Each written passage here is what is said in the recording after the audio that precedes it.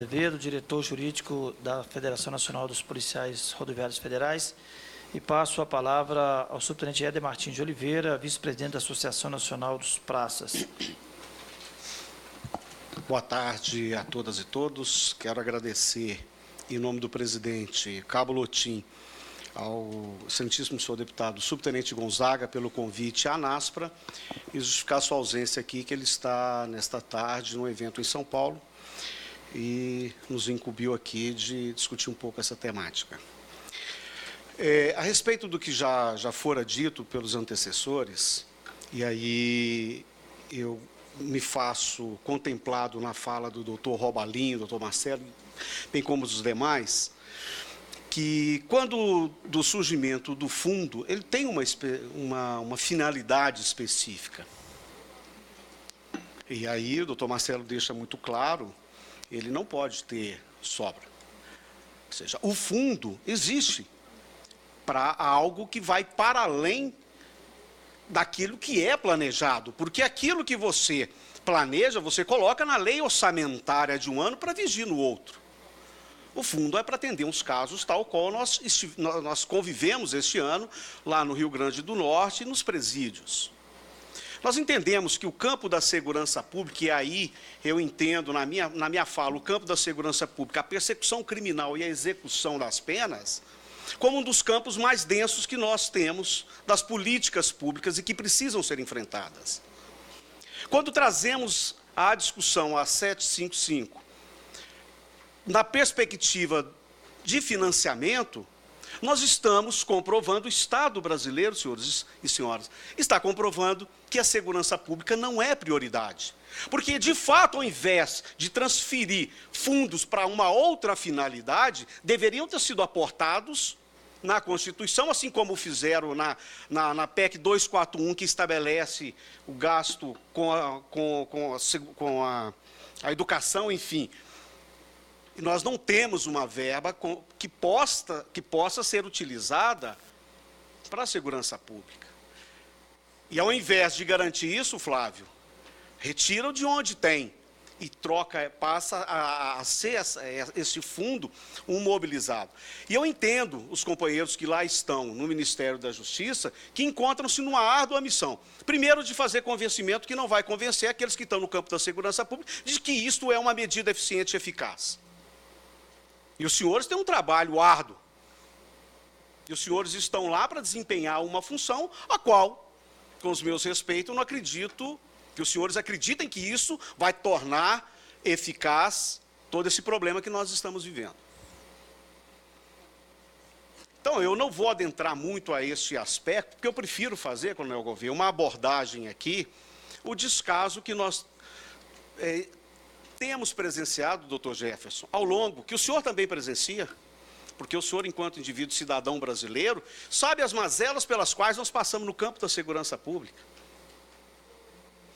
E aí, à medida em que, ano após ano, nós temos um incremento da criminalidade violenta neste país, nós tratamos a política de segurança com medidas pequenas, quando, de fato, deveríamos enfrentar esse debate da segurança pública. Não é possível mais que continuemos a conviver, Marcelo, com quase 60 mil mortos por ano, e nós acharmos que a retirada de um fundo, do fundo penitenciário para uma força nacional, será a solução de todos os nossos problemas.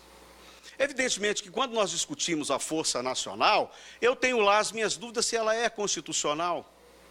Bom, se a ANASPRA entender que assim não é, ela também é omissa, porque não ingressou até hoje com uma ação direta de inconstitucionalidade. Mas podemos aqui, inicialmente, fazer alguns breves ponderações da constitucionalidade ou não.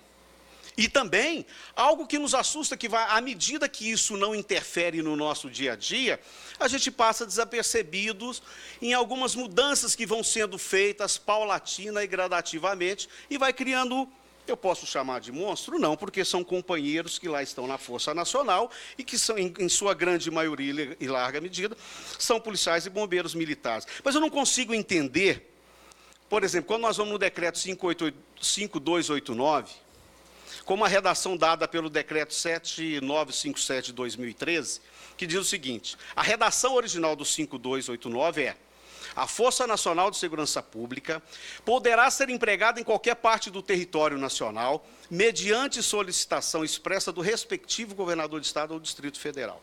Essa era a redação do 5289, Flávio. Ocorre que a mudança de um decreto em 2003 diz, vem com essa mesma coisa, do Distrito Federal ou de ministro de Estado. Qual a lógica de um ministro de Estado convocar uma Força Nacional para intervir no outro Estado? Se ela é para atender demanda, será que não tem governador? Se já o tem, ele é que deve requisitar. Por que a gente faz uma alteração legislativa, nobre deputado, Vossa Excelência que aqui está? Poderia nos responder. Em que pese, quando tenha ocorrido essa mudança, o senhor não estivesse aqui. Mas há de se entender por que um ministro de Estado pode convocar a força para ir em qualquer Estado. Isso não feriria o pacto federativo? Mas está no decreto que constitui a força.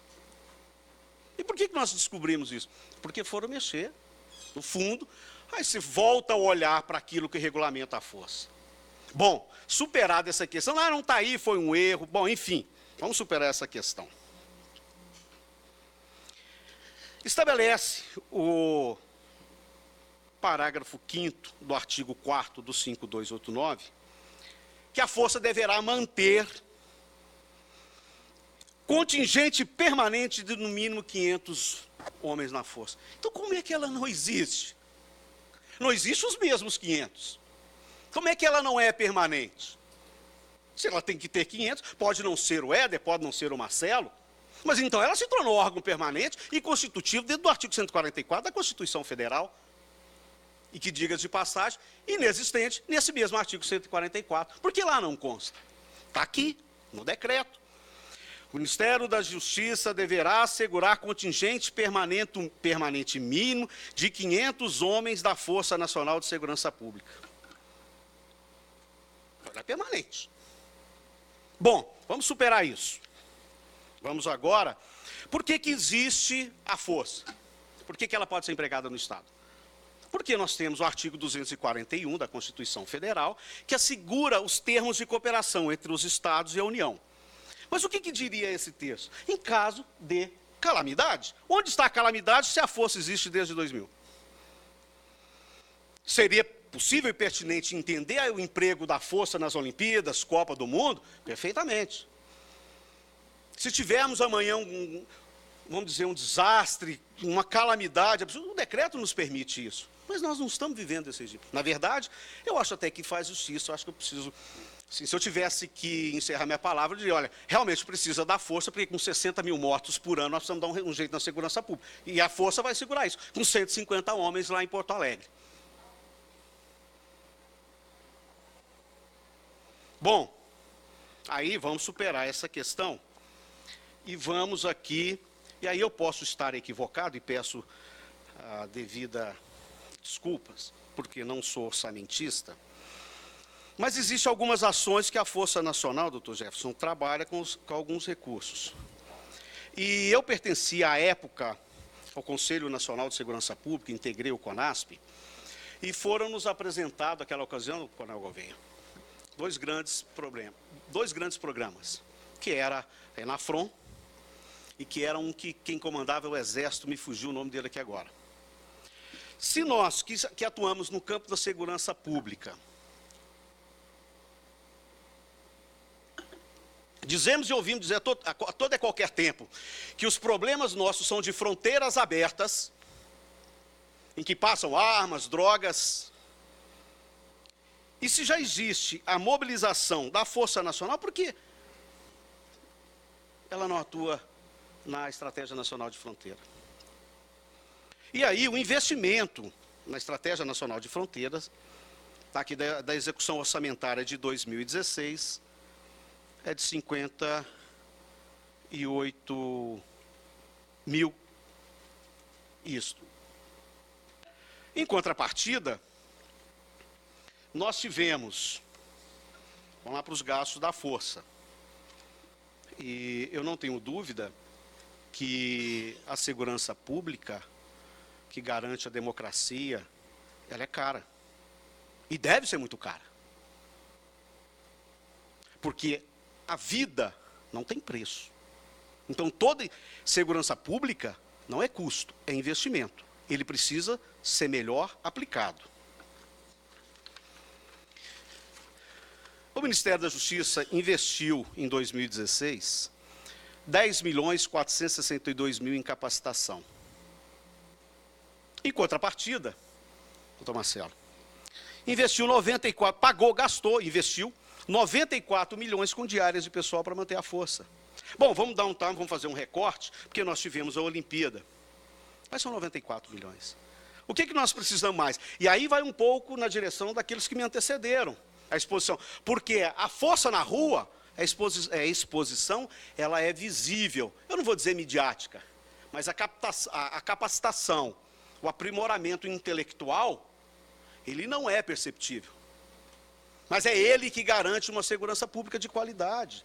Então, o que eu tenho preferido? Gastar 94 milhões quando eu governo, com diárias de pessoal, porque é o que eles recebem, ao invés de capacitar e formar. Então, os gastos do Ministério da Justiça. Bom, eu tenho 3 minutos. E aí eu gostaria que, evidentemente, enquanto ANASPR, eu jamais terei essas respostas, mas eu gostaria de passar a Vossa Excelência, se assim aquecer, que nos fosse consultado junto ao Ministério da Justiça algumas questões que eu julgo, pode até nem ser relevantes, e se Vossa Excelência assim o achar também, para que possa dar uma resposta às entidades que aqui estão e querem conhecer melhor a força. Porque pode ser também, aí eu devo reconhecer, talvez seja desconhecimento de minha parte. Então, com essas respostas, talvez eu adquira um pouco mais uma bagagem e passe a defender a Força Nacional como ela, enfim. Quantos integrantes da Força Nacional foram empregados na ENAFRON? Em que medida o emprego da Força Nacional reduziu o índice de criminalidade? E se reduziu o CVLI, crimes violentos de letalidade intencional? Em quais estados e quais percentuais? Porque se nós aplicamos uma política pública, que eu imagino que seja essa do Ministério da Justiça, você tem instrumentos de avaliação e controle. Porque eu não posso, pura e simplesmente, pegar homens e empregar e não colher um resultado daquilo. Então, precisamos. Eu imagino que sim, mas eu só gostaria de ter essa certeza. A Força Nacional alimenta o Cinesp JC com seus atendimentos? Pode ser meramente estatístico, porque só para que eu tenha conhecimento de números, porque, na verdade, no Brasil, na segurança pública, não se faz análise dos fatos que levaram ao delito, enfim. Analisa-se boletim de ocorrência, foram tantos. O próprio Coronel Gouveia demonstrou que agora, porque essa é a capacidade. Porque nós não somos dotados da polícia de si completo, eu não posso dizer que daquelas 40, 900 mil ocorrências, o que estavam por detrás dela, porque nos transforma as polícias militares do Brasil de meros registradores de fatos, de eventos de natureza da segurança pública. E quantos boletins foram lavrados pela Força? Qual ou quais naturezas do boletim de ocorrência que maior ou menor incidência, né? E aí, algo que nos chega, e se eu tivesse certeza dos fatos, nós faríamos uma denúncia do Ministério Público. E eu não tenho, por isso que a gente questiona, deputado. Qual o tempo médio que o militar fica empregado na Força Nacional? Nós temos dados que tem pessoas lá que têm 7, 8 anos. A mesma pessoa. Se isso é verdade, se Vossa Excelência achar que assim deve ou não, enfim, né? E aí tem um detalhe aqui, isso me assusta mais. O termo de cooperação previsto no 241 da Constituição Federal, Marcelo, ele é da União com o Estado. Só que com esse último decreto do nosso hoje ministro do STF, a Força está recrutando direto. Então, passou a ser da Força com aquele militar que tenha ido para a reserva há menos de 5 anos. A maioria das polícias militares do Brasil, e Minas Gerais não é diferente disso, para que seja reconvocado a competência do governador do seu respectivo estado, é do comandante, eu já concluo, é do comandante daquela polícia militar. E a Força Nacional está fazendo isso, passando por cima do governador, passando por cima de comandante-geral das polícias militares e corpos de bombeiros militares. Qual que é o preceito, qual que é o fundamento legal para isso? Se o termo de cooperação já estabelece qual deve ser. E aí, assim, se os senhores puderem nos responder aqui agora, se sentirem à vontade, evidentemente, porque aqui não é tribunal de inquisição, né? E eu disse que eu não queria estar na pele dos senhores. É mais fácil ser pedra do que vidraça, eu não tenho dúvida disso. E aí, deputado, Coronel Gouveia, chegou uma informação a mim que isso me assustou. Disseram, se é verdade ou não, não estou afirmando, não estou levantando nem tese, estou fazendo um questionamento, que nós temos aproximadamente 700 ex-servidores do Exército, Marinha, Aeronáutica, ou seja, os conscritos, temporários, que estão fardados na Força Nacional. Qual que é o caráter dele? Fardados e sem arma, dirigindo viatura da Força Nacional. Eu não acredito que isso seja verdade. O Ministério da Justiça não permitiria fazer isso, não. Chegou. Eu não acredito. A situação jurídica dele, ele não é militar e veste farda? Para quem não conhece de segurança pública, eu posso entender, está aqui o meu amigo da Polícia Rodoviária Federal, dizer que a Polícia Rodoviária Federal usa farda. Não, ela usa uniforme. Farda é estritamente de militar. A vestimenta pode ser padrão. Fardamento é para militar, uniforme é para civil. A Guarda Municipal tem uniforme. A Polícia Rodoviária Federal tem uniforme. A Polícia Federal pode ter uniforme. Farda, quem usa é a Força Nacional. E a Força Nacional, até a medida em que a gente tem conhecimento, é garantida nesse aspecto. Nós estamos dizendo que ela deve também, eu acho que tem um braço que é de investigação, que é da perícia, mas essa é a que me refiro, ela é, inclusive, comandada por militares. Eu quero crer que isso não seja verdade, mas gostaria muito de obter essa resposta, e evidentemente que esse tema me emociono, gosto de debater, e dado o tempo que extrapolei, agradeço mais uma vez pela oportunidade de participar. Muito obrigado. Obrigado ao subtenente Éder Martins de Oliveira, vice-presidente da Associação Nacional dos Praças, que aqui representou o seu presidente, o cabo Elisandro Lotin.